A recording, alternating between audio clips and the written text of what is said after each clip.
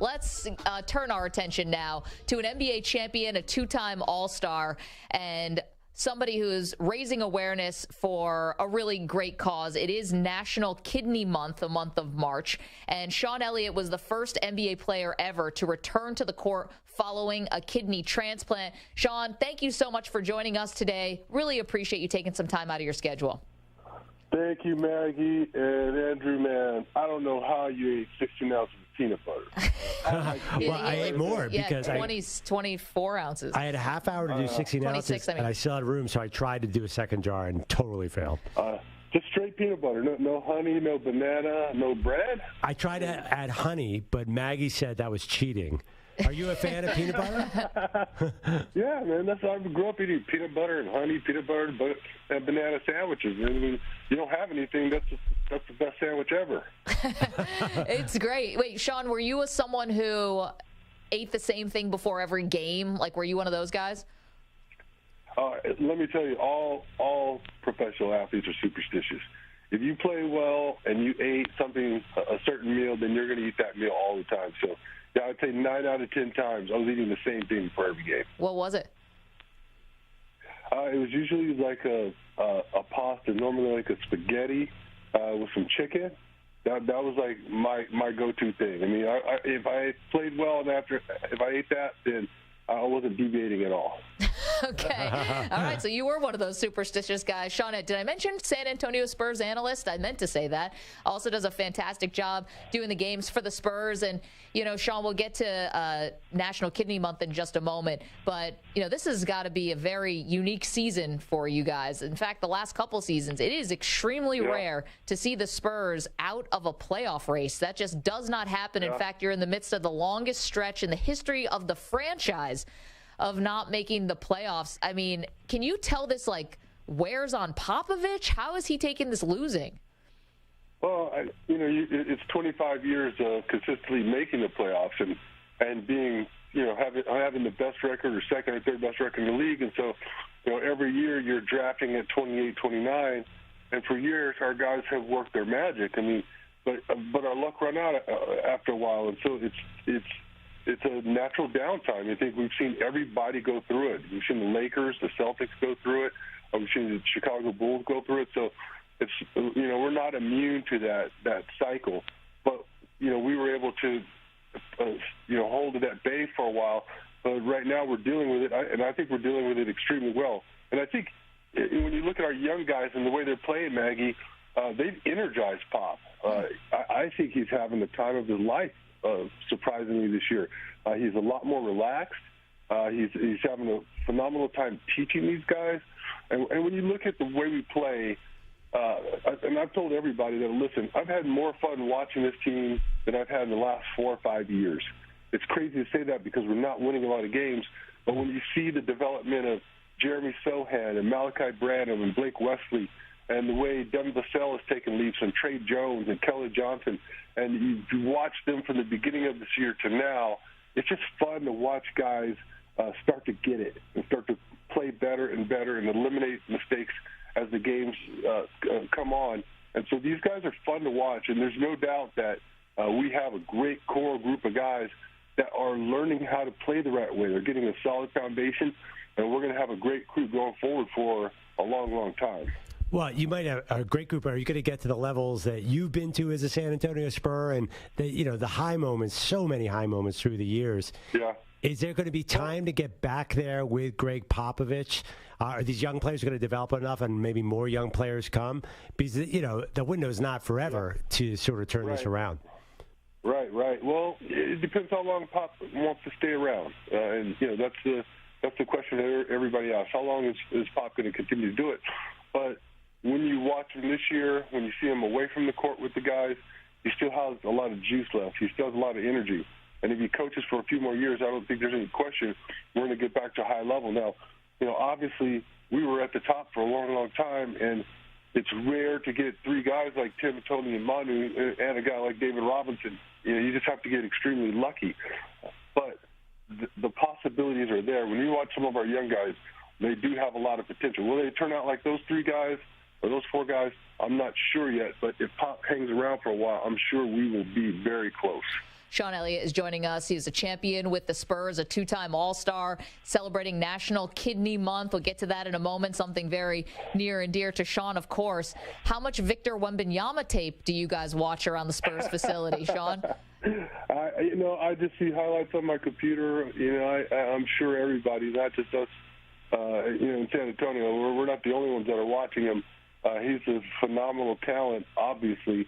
I liken him to a 7'4" Kevin Durant because he can do everything, put the ball on the floor. And when you watch a guy like that move, guys that are 7'4" are not supposed to be able to run and jump, handle the ball, and shoot it like he does. So he's certainly very intriguing.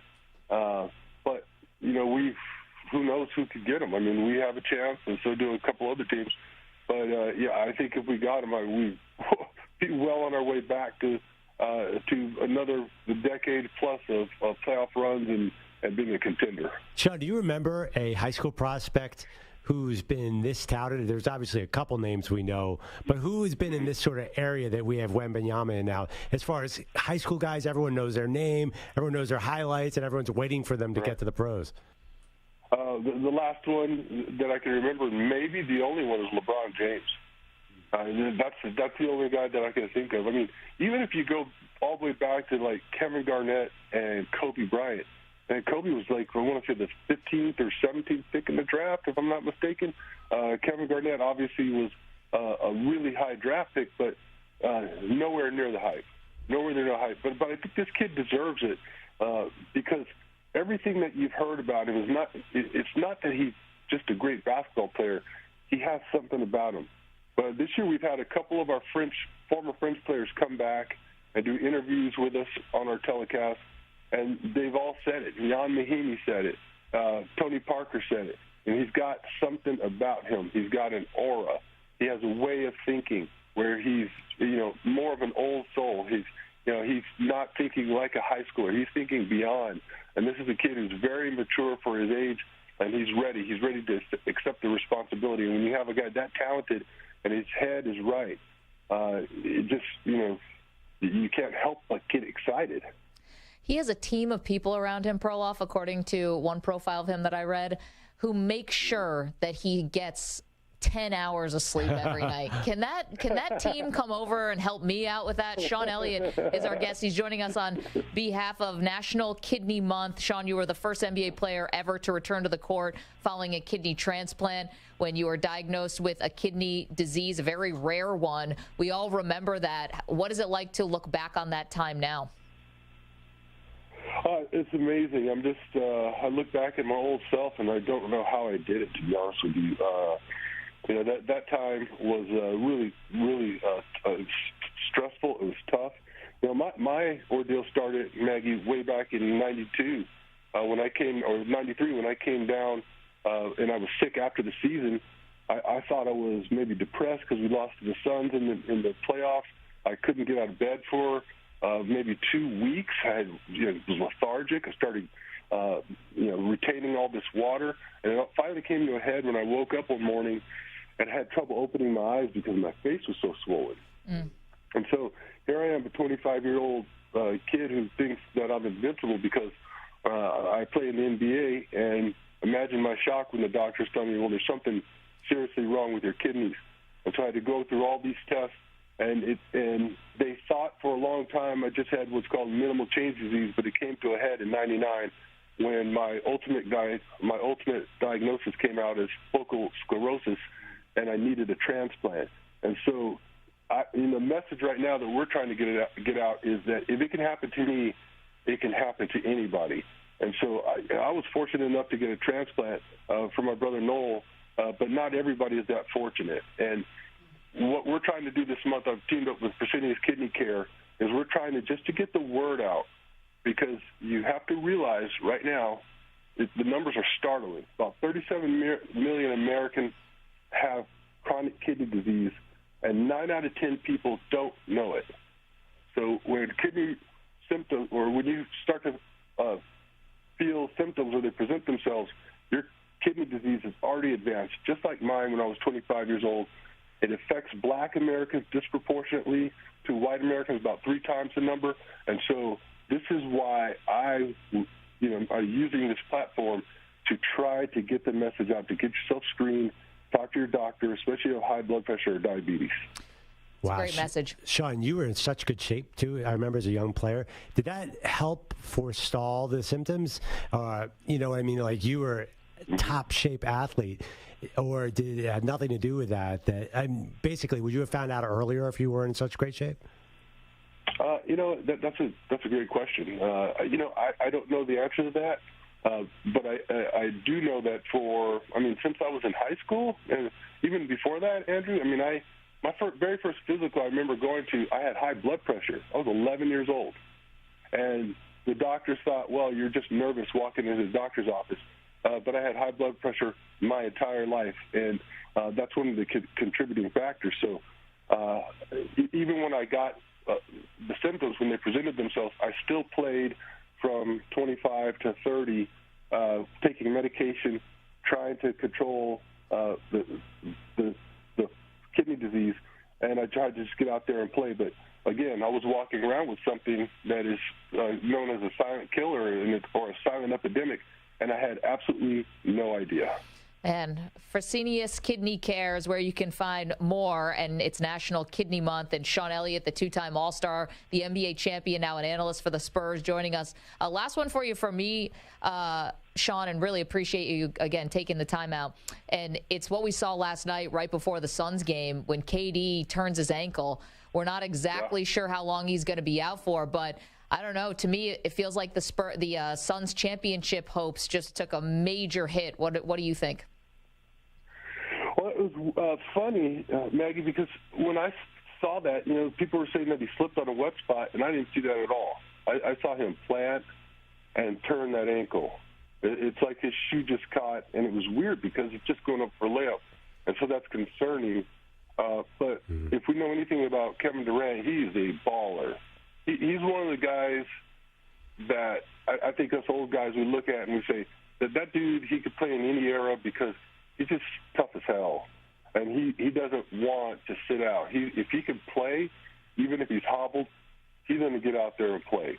And I think if you still have a couple weeks left in the season, the Suns are going to make the playoffs.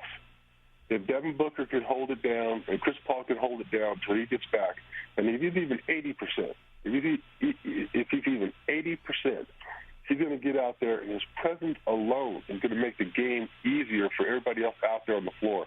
So I still think they have a great shot. I said it when they made the trade. I thought it was the most significant trade made at the trade deadline by far. If he's on the court and if he's there to start the first round and the Suns continue to progress, that ankle's going to get better. His body's going to get better. And if they play well, they still have a phenomenal chance to win it all. Do you think they have enough time to gel and learn each other's games? Well, they're playing well before he went down. For a guy like that, you could throw him out there, and I think Kevin Durant can play with anybody. Pop says all the time, he tells us, he says, no KD, no gold. And that's Kevin Durant on an all-star team, on an all-star Olympic team trying to win. So I think he could play with anybody. I don't think it takes him a long time at all. He's a very smart basketball player. I think he fits in nicely anywhere. So I don't worry about the time with them. Other guys I do. I'll say I worry about Kyrie Irving and Luka Doncic. That could take some time if it works at all. I think KD works with anybody. Sean Elliott. Sean, can't tell you how much we appreciate this. Raising awareness for National Kidney Month. Again, Fresenius Kidney Care is where you can find more information. And, enjoy the rest of the season. And then fingers crossed that the ping pong balls drop your way in San Antonio. Yeah, thanks for having me, and thanks for helping spread the word. Appreciate you. Thank you, Sean.